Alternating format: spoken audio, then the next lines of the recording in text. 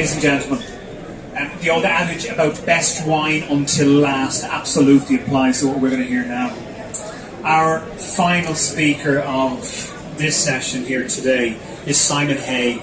He is an author, entrepreneur, director, consultant, Marshall Goldsmith certified coach, keynote speaker. He's the author of 3 books, including Deal Making for Corporate Growth, The 7 Ps of Successful Business Deal Execution, and How to Be a Better Deal Closer. So I think we're in good hands. Both of the latter books were forwards by Marshall Goldsmith himself. The title of the talk is The Impact of Technology on Deal Making and Leadership. Please welcome Simon Hay. Thank you. Thanks very much. That makes me sound really grand. Thanks for coming along. So my name's Simon Hay, and really what I want to do is just give you a bit of an introduction on me. So not much more than what Eric's just said, but I've got a bit of an eclectic life history. I've lived in 5 countries. Originally from England, I've lived here, Australia. I've worked as a lawyer. I've been a CEO, general manager. I've owned my own consulting business.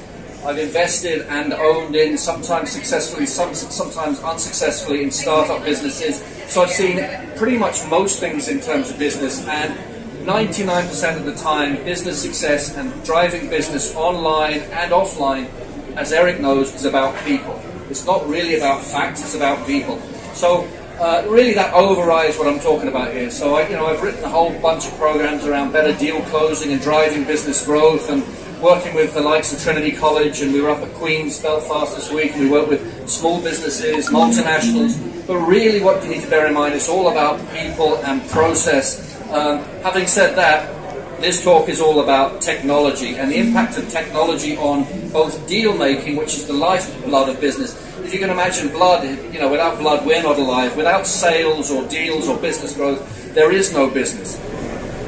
And so really what I want to talk about is the impact, though, of technology on that space. Every business needs to get deals, and every business needs good leaders. None of this is rocket science. Since businesses started, these have always been the key blockages in organizations. The key point that I wanted to make is, ask yourself, are you a blocker? Are you personally, in your own business, or if you work for somebody else, somebody who maintains these blockages, or are you somebody who wants to try and be an unblocker, try and unblock some of these things? So that was the first thing I wanted to say. The second thing is, as you can see, technology is definitely one of the key 7 components. So for corporates not having the right preparation and use of technology and artificial intelligence for growing their business, online or otherwise, they're going to be losing out. Having said all that, there are massive risks involved in technology, and there are risks involved in relying on technology, which we'll talk a little bit about in a second. This is, in essence, the 7P methodology that I created. I wrote a couple of books, and that's come out of that. And I don't know whether any of you heard of Marshall Goldsmith, who's the world's #1 leadership thinker. He's written a foreword to both of those books, and this is getting quite a lot of traction now. What I like to do is, with everything in life, I try and make the complex simple. So effectively, for every business, for every organization, as I said, deal making is the core of what they do. So I try to find out, is there a process that businesses can identify that you as business leaders or deal closers in a business or working for a business can really rely upon? And what came out of 4 years of work was this 7P methodology. So try and keep it nice and simple. I'm sure all of you could write a book and your own methodology, and it would be great to see it. But when I did this, there's very, very little online. There's only 2 or 3 methodologies, and so this one is, I landed on this, and it hasn't really moved much in the 4 years. So principles, really, we're talking about all the key attributes that you need to be a good deal maker or deal closer or business grower. Things like negotiation, selling, can you use value propositions well? Then we talk about planning. If you fail to plan, you plan to fail. So you need to have a good strategy for your business. And then power. This is really important. In all of our lives, we use power and I'm talking about in the right way. And there are different types of power. There's networking power, relationship power, informational power, and shared history power you have. So we all have those powers within us. Do we use those in an optimal way? Are we using them as good as well as the person we're working against alongside? So just be aware of the power. And this is all on the website and in the books. And then the fourth area then is players. If you're in a big organization, There's lots of different people involved in growing the business: sales, marketing, risk, insurance. If you're a one-man, or anybody here a self-employed business owner? So three or four of us. In a one-man or one-woman business, you're all the players. And then fifth, then, is performance. That's where you've done all the planning, you've analysed your own power, you've got the right players. That's when you actually do the deal, and you've got to keep doing the deal. And each deal is a down payment on the next deal. What we call putting it all to bed is once you've done the deal, then you've got to nail it down with an MOU or a contract, all the boring stuff, but that's where 80% of deals come undone. And then finally we call payout or post-mortem. That's where you've either done the deal well and you've learned and you continuously improved, or you haven't. But if you haven't, sometimes that's a good result. So that really, in essence, is that methodology. And that runs, I try and use that to run through everything that I do. So the purpose of and who deals. So deal closing isn't limited to CEOs. We're all actually born with an instinct to persuade. So remember when you were kids, you used to stamp your feet and cry to get your own way. I'm not saying that we were born deal closers, but we were definitely born with an instinct for persuasion, which is one of the key skills that a deal closer needs, along with influencing and selling and negotiation and self-awareness and situational awareness. Young kids actually have that sense of self and situational awareness when they're doing that. So it's quite miraculous we're born with that, but most of us lose that. Nobody teaches us any of this stuff in school, at university. But we all need this in everything we do in terms of our business, professional and personal lives. So really starting to talk a little bit more about technology. This is a really interesting area. So we've written a little bit about the impact of generations on closing deals and growing business. And there's a massive shift going on globally, as you're all aware of. If you look at some of the businesses up there, you can guess that business is getting faster, minimal click purchasing, rapid delivery, real-time order status. Businesses are struggling to keep up with this stuff. For example, Amazon is actually struggling to find the cardboard boxes to ship stuff out. So companies like Smurfit Kappa and other like rubbing their hands with glee. But this is all being driven by generational changes. So the generations really are changing things. And I came up with a term, it's not up there, Generation Entrepreneur, as a summary for generations Y and Z. They're really, really changing the dynamics.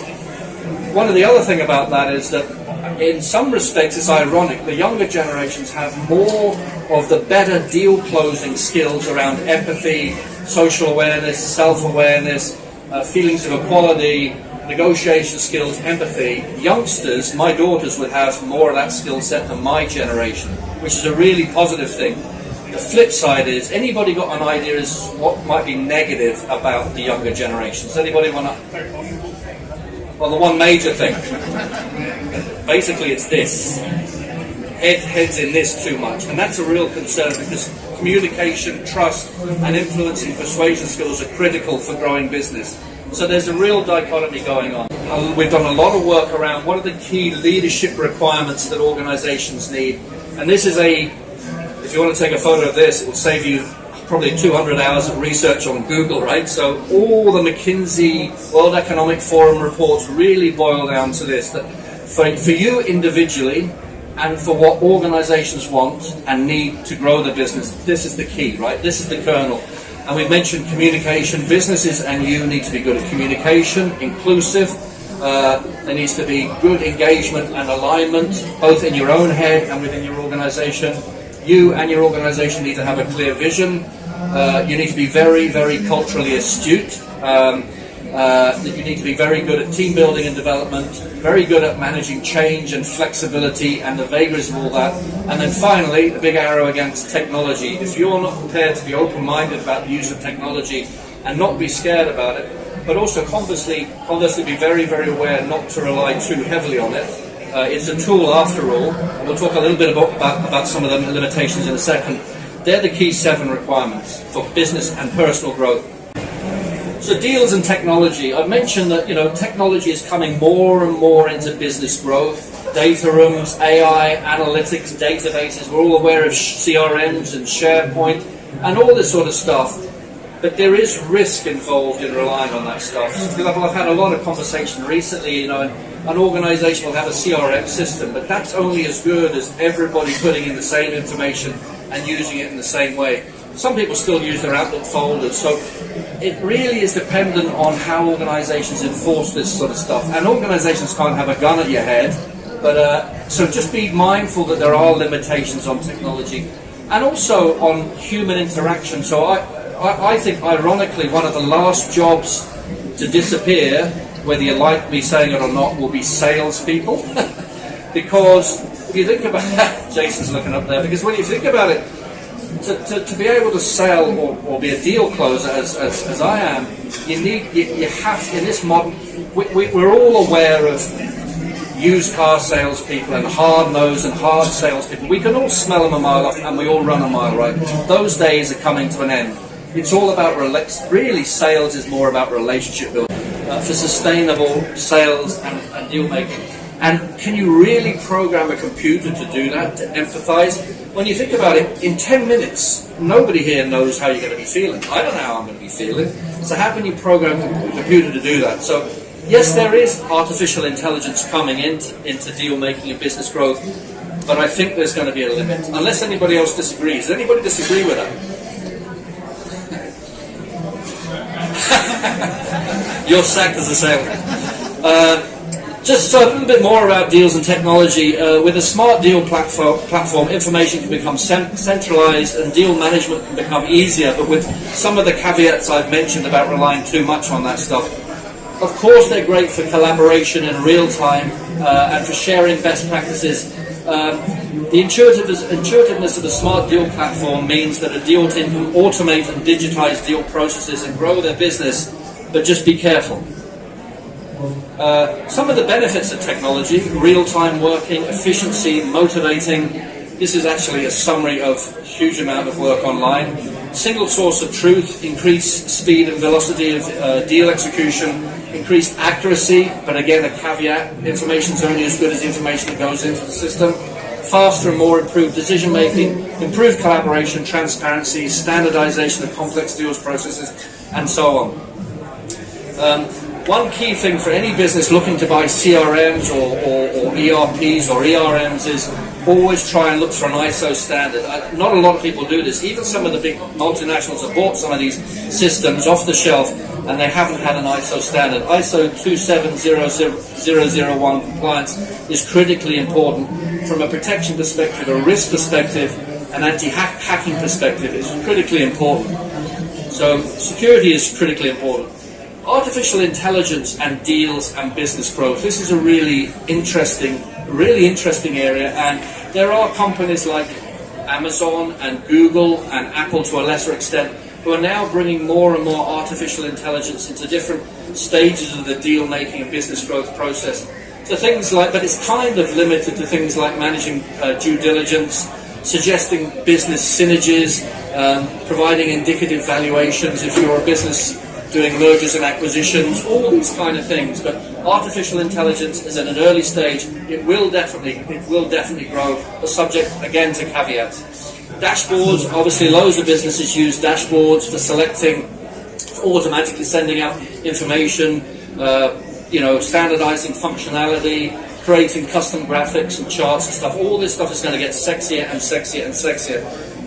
And loads more benefits to that, enhancing overall business deal intelligence, collaboration, setting KPIs. There's all sorts of benefits that come out of dashboards. If a company lacks a proper reporting process, it risks encountering all sorts of problems like siloed information bottlenecks, slow decision making, and crucially disconnects between different divisions in the organization. So at that stage, it's really, really important. Examples of deal reporting, metrics and KPIs that can be captured are, there's lots and lots of examples that can be captured at the end of a deal process and when you're looking to drive your business. I don't want to get too much into detail there. So really, that's a really high-level snapshot of some of the impacts of technology on business growth, but particularly linking it back to the 7 Ps. If you can remember that 7 P circle, and really it's all about the really human behaviour trumps facts most of the time.